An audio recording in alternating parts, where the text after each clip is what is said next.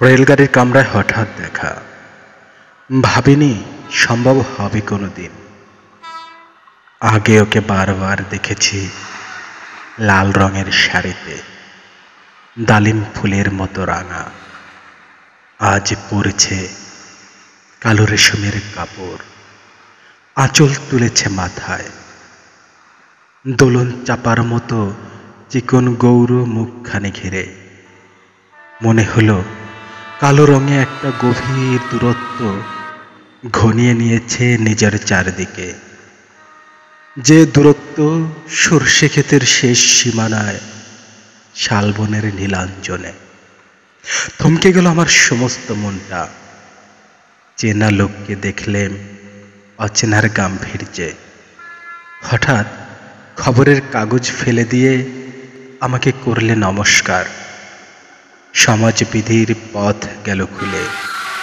আলাপ করলেম শুরু। কেমন আছো, কেমন চলছে সংসার, ইত্যাদি। সে রইল জানলার বাইরের দিকে চেয়ে, যেন কাছের দিনের ছোঁয়াচ পার হওয়া চাহনিতে।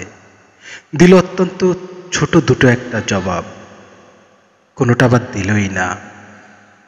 বুঝিয়ে দিল হাতের অস্থিরতায় কেন এসব কথা। এর চেয়ে অনেক ভালো চুপ করে থাকা। আমি ছিলাম অন্য বেঞ্চিতে ওর সাথীদের সঙ্গে। এক সময় আঙুল নেড়ে জানালো কাছে আসতে। মনে হলো কম সাহস নয়। বসলুম ওর এক বেঞ্চিতে। গাড়ির আওয়াজের আড়ালে বললে মৃদু স্বরে, কিছু মনে করো না, সময় কোথা সময় নষ্ট করবার। আমাকে নামতে হবে পরের স্টেশনে। দূরে যাবে তুমি, দেখা হবে না আর কোনো দিনই। তাই যে প্রশ্নটার জবাব এত কাল থেমে আছে, শুনবো তোমার মুখে। সত্য করে বলবে তো? আমি বললেম বলবো।